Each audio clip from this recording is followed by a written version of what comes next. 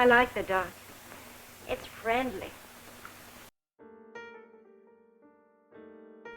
After watching Cast a Dark Shadow, which I made a video about because it was a lot of fun, I was in the mood for something similar. So shout out goes to Ian Edwards 4400, who recommended this film to me in the comments. And I'm so glad he did, because Footsteps in the Fog turned out to be exactly what I wanted. I think everyone enjoys a nice murder. Directed by Arthur Lubin, Footsteps in the Fog is based on the W. Jacobs short story The Interruption, published in 1926, which I read after I saw the film, and I thoroughly enjoyed the story. It's short, sharp, and kind of reminds me of an Edgar Allan Poe story. The film, starring real-life couple Stuart Granger and Gene Simmons, not that Gene Simmons. This story takes place around the turn of the century, and it starts with a funeral. This gothic melodrama thriller is actually pretty gripping stuff, and from here on in, there will be spoilers. We are introduced to Mr. Stephen Lowry at the funeral for his wife, and he seems suitably bereft.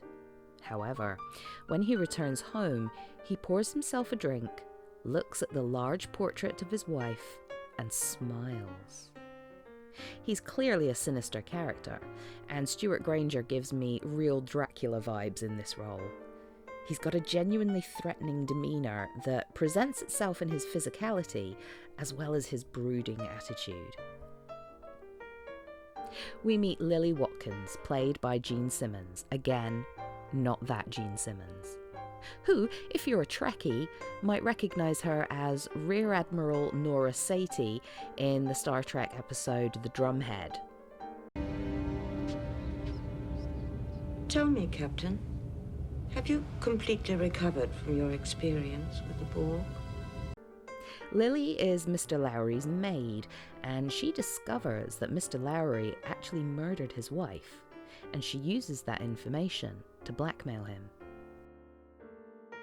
Oh, Lily, your mistress usually kept her jewels in this box. Do you know what's happened to them? Nothing, sir. She gave them to me. You're lying. Do you think for a moment anyone will believe that? Well, they all believe she died of gastroenteritis, don't they, sir? One's as true as the other.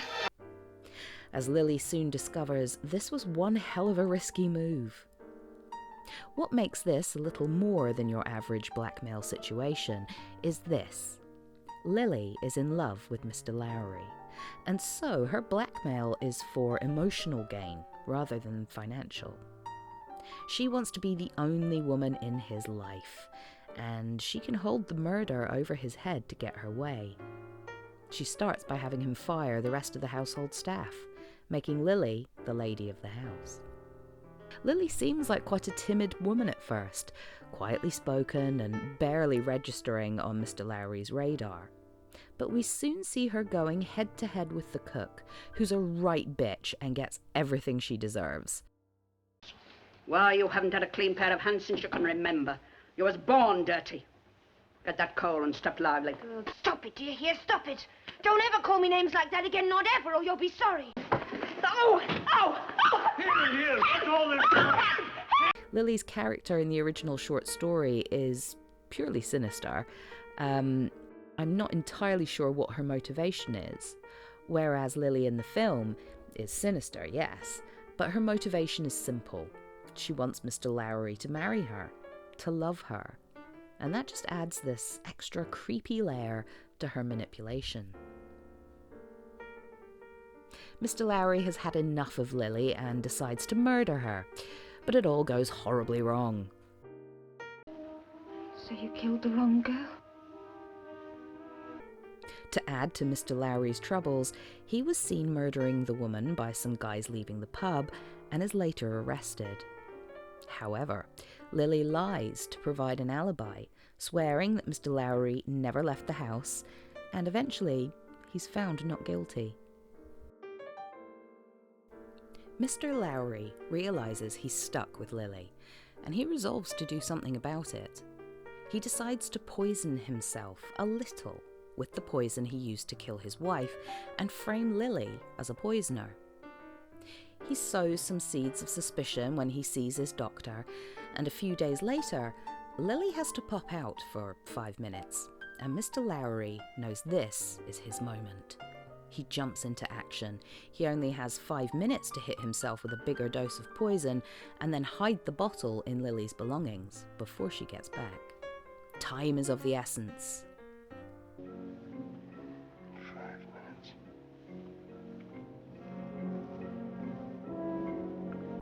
But, unbeknownst to Mr. Lowry, Lily has been waylaid by the police, who want to talk to her about a letter she sent to her sister. So, as Lily is talking to the police, Mr. Lowry gets sicker and sicker. And by the time she arrives back at the house, Mr. Lowry has been able to get some help, but it's too late. He's dying. The doctor and policeman who's there suspect Lily of poisoning him, but once Mr. Lowry realizes he's dying, the truth comes out. And then he dies. And we don't know Lily's fate. This film was a blast. It got some pretty mid-reviews at the time, and I appreciate that I am guilty of romanticizing old films, but I really do think this one is worth your time. The set design, the cinematography, and of course the performances all make this film a genuine gem. I hope you enjoyed this video. If you did, you know what to do. If you know of any other good gothic thrillers or melodramas from back in the day that you'd like to see me cover, drop the titles in the comments below. Have a great day. Take your meds, stay hydrated, guys, and stay spooky. I'm going to give the people what they want. Sensation, horror, shock. Send them out in the streets to tell their friends how wonderful it is to be scared to death.